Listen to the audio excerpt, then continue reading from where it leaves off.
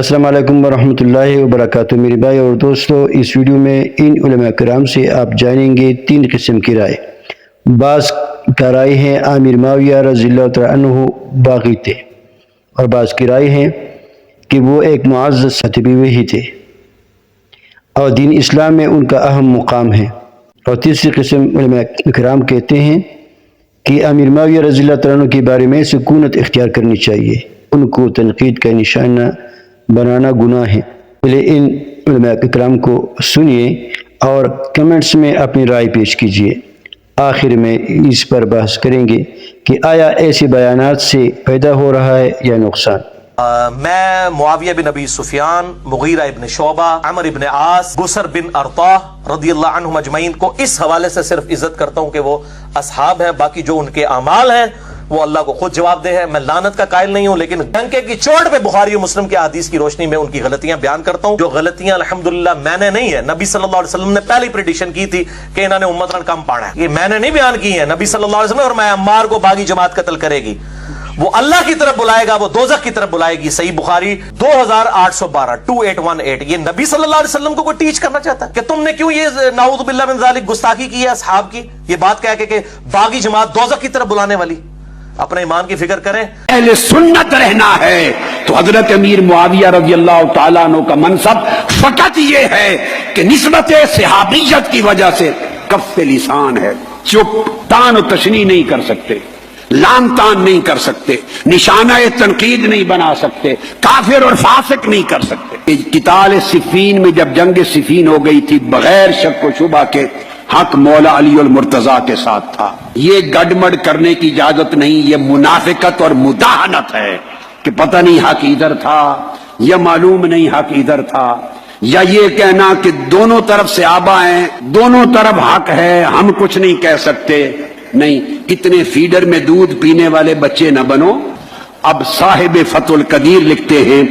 کہ اس پر دلیل جو متفق علیہ حدیث ہے بخاری مسلم کی کہ آقا نے فرمایا سَتَقْتُلُكَ الْفِئَةُ الْبَاغِيَةُ، عمار تمہیں ایک باغی گروہ قتل کرے گا، شہید کرے گا۔ اب آقا علیہ السلام جس گروہ کو باغی کہہ دیں، دنیا میں کون مسلمان ہے محمد مصطفیٰ کا کلمہ پڑھنے والا، جس گروہ کو مصطفیٰ الفئۃ الباغیہ کہہ دے، اس کے بعد وہ ان کے فیضان کے چشمے جاری کرے اور ان کی تقریریں کرے اور ان کے عرسوں کا اعلان کرے؟ خدا کے لیے یہ کام 1300 سال میں اہل سنت کے اکابر نے نہیں کیا تھا، یہ فتنہ نہ بپا کرو، توبہ کر لینی چاہیے۔ تو یہ کلچر کہ حضرت امیر معاویہ رضی اللہ تعالیٰ عنہ پر تان و تشنیع حضرت سیدنا علی المرتضیٰ رضی اللہ تعالیٰ عنہ کی محبت قرار پائے، ایسا نہیں ہے۔ اور یہ بھی نہیں ہے کہ حضرت سیدنا علی المرتضیٰ رضی اللہ تعالیٰ عنہ کا ذکر طبیعت پر بوجھ ہو اور چہرے کا رنگ بگڑنے لگے ان کا نام آتے ہی، یہ بھی خوارج کی نشانی ہے۔ سیدنا علی المرتضیٰ رضی اللہ تعالیٰ عنہ تو وراء الورا، حضور کی صاحبزادی ان کے نکاح میں حضور نے انہیں اپنا اخی، اپنا بھائی کہا،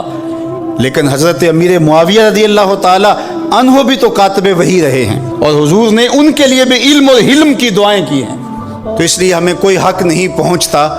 کہ ہم اپنی لڑائیاں ان مقدس ناموں سے لڑتے رہیں۔ تکوینی نظام میں اب خلافت کا زمانہ ختم ہو چکا تھا، تو آپ نے فرمایا میرے بعد خلافت 30 سال ہے، پھر بادشاہت ہوگی رحمت والی، معاویہ کی بادشاہت کی طرف اشارہ، اور پھر اس کے بعد ملک ہوگا کتے کی طرح کاٹ کھانے والا۔ بادشاہت صحابہ میں کسی کا بادشاہ ہونا بھی ضروری تھا، کیوں کہ بعد میں آنے والے جو بادشاہ ہیں اگر وہ کسی کو نمونہ بنا کے چلنا چاہیں تو صحابی کا نجوم کے لحاظ سے وہ عمر عثمان کا اتباع تو نہیں کر سکتے تھے۔ میں نے کہا امیر معاویہ رضی اللہ تعالیٰ عنہ رسول اللہ صلی اللہ علیہ وسلم کے صحابی ہیں، اور نبی کریم صلی اللہ علیہ توجہ رکھیں، نبی کریم صلی اللہ علیہ وسلم کے برادر نسبتی ہیں اور قرآن کریم کے کاتب ہیں۔ جب وحی اترتی، جب کلمہ پڑھ لیا تو حضور ان سے فرماتے قرآن لکھا کرو۔ قرآن کریم کاتب وحی ہے امیر معاویہ رضی اللہ تعالیٰ عنہ، اور صحابہ کرام میں سے امیر معاویہ رضی اللہ تعالیٰ وہ خلیفہ ہیں۔ حضرت علی اور امیر معاویہ کے اختلاف رہا، حضرت علی شہید ہو گئے، حضرت حسن سے اختلاف رہا، حضرت حسن ان کے ہاتھ پر بیعت کر لی، اب امیر معاویہ وہ صحابی ہیں کہ جن کو تمام صحابہ کرام نے اپنا خلیفہ مان لیا۔ مجھے لگتا نہیں ہے کہ کسی پاکستانی شیعہ نے کم از کم معاویہ کی زندگی کا مطالعہ کیا ہو نفرت کی وجہ سے، وہ اس قابل ہی نہیں سمجھتے کہ چھوڑو اس کو ہم کیا پڑھیں، لیکن پڑھنا بہت ضروری ہے۔ عزیز من، اگر المیہ سمجھنا ہے، اگر آپ نے اس ٹریجڈی کو سمجھنا ہے، کربلا کو سمجھنا ہے، عاشورہ کو سمجھنا ہے، اہل بیت کے ساتھ جو کچھ ہوا اس کو سمجھنا ہے، ان کرداروں کو تاریخ کے آئینے میں جا کر پڑھو، ان سارے کرداروں کو پڑھو جتنے کردار اہل بیت کے مقابلے میں ہیں، اور خصوصاً اس شخصیت کو جس نے رخ بدلا، اس شخصیت کو پڑھے بغیر ٹریجڈی کا اندازہ نہیں ہو سکتا۔ تجزیہ کریں، تحلیل کریں، کس قسم کے افراد تھے جنہوں نے ائمہ سے امت کو دور کر دیا۔ یہ معمولی لوگ نہیں تھے، غیر معمولی لوگ تھے۔ امام سے امت دور کرنا، والی سے رعیت دور کر دینا، امام سے امت کو ہٹا دینا،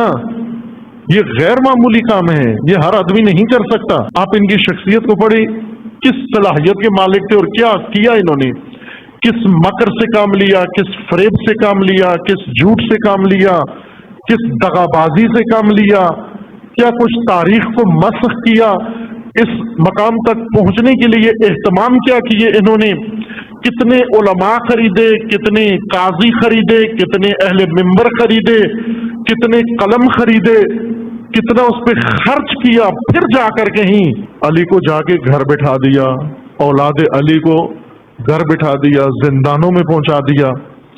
جن کو خدا نے امت کی نجات کے لیے امامت کا منصب عطا کیا تھا، انہیں اس حال میں پہنچا دیا اور لوگوں کو ان سے دور کر دیا۔ یہ تو تاریخ کا بہت دیکھو حضرت معاویہ کے بارے میں آتا ہے نا کہ کھلے عام معاذ اللہ گالیاں دیا کرتے تھے، ہم تو کہتے ہیں نہیں دیا کرتے تھے گالیاں۔ سب و شتم کا معنی